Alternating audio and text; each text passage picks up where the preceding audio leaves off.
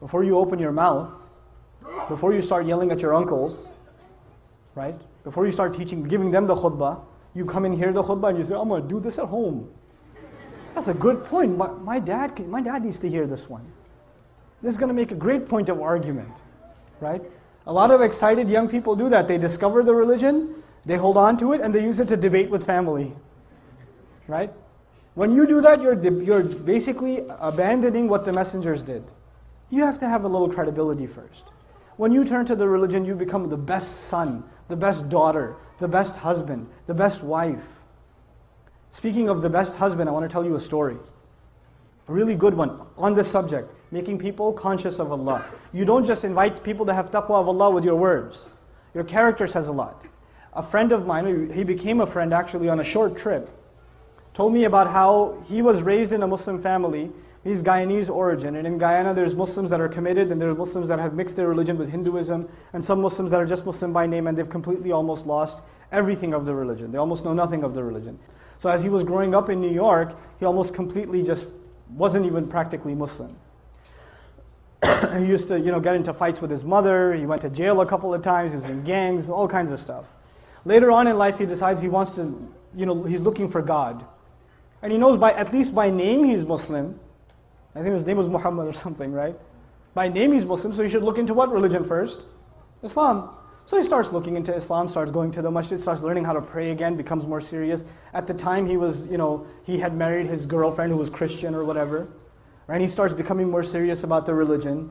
And then his wife notices that he's praying. And the beer is gone from the fridge. And he's not going out with his drinking buddies. And he doesn't go to Atlantic City on the weekends. He's a different guy. Something's changed, And he doesn't say anything to her. Just on his own, he didn't yell at her, didn't tell her to, put a hijab on or whatever, lose all her friends. He didn't do any of that. He went to a scholar, and I make dua for the scholar that he went to. He didn't tell me his name, but he said, I went to my scholar, and I told him, look, I'm becoming more and more aware of Islam, but my wife, of course, is a Christian, and she's not even a practicing Christian. She's just kind of what I was before. She's exactly like I was before. How do I help her? He said, don't tell her a thing about Islam, just be the best husband you can be, and to do that, just study what kind of a husband the Prophet was. Just do that. Don't worry about what you need to tell her, worry about being the best possible husband, and that is the sunnah of the Messenger ﷺ. The Messenger would buy his wife gifts, the Messenger would joke with his wife, the Messenger would spend time with the mother of the believers, the Messenger would praise and compliment the mother of the believers. I'm mentioning that on purpose, guys. He would compliment them. You guys eat the first morsel of food in iftar, like, And the wife says, what? You go, nothing. Right? You drink, some of the desis here drink the first little sip of lassi. Look, I know the economy's bad, but are we really that short on sugar? Or,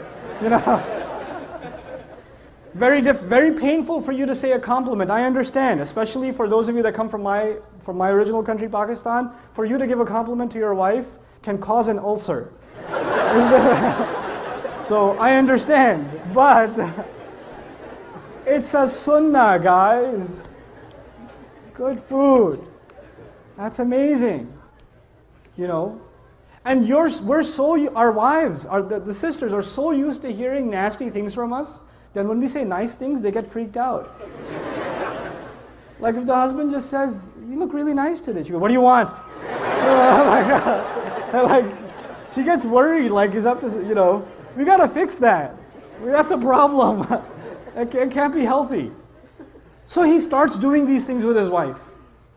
And in the beginning, he used to argue with her sometimes about Islam and tell her how Christianity doesn't make sense. How can 3 be 1 and 1 be 3? All those kinds of arguments, you've heard them before, right? And none of those would work with his wife. None of them. He's like, no, I'm a Christian and that's it. Jesus is in my heart. Leave me alone.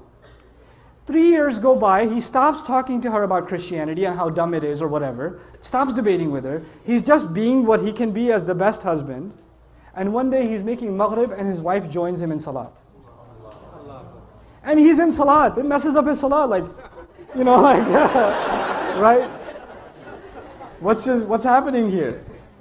Right? So, he gives, after salat, he looks at her and he goes, what happened? And she goes, what? Nothing. And he goes, no, you have to tell me what happened. And of course she says what pretty much any wife would say, it's complicated. All right? But eventually she tells him, and she tells him, look, I've never seen a husband like you. My dad wasn't like that. I've never seen a father like you. The way you are with our child, I've never seen a father be like that. It's so beautiful. This religion can't be wrong. It can't be wrong. This is ittaqullah. You see how aware you are of Allah in your life. Right?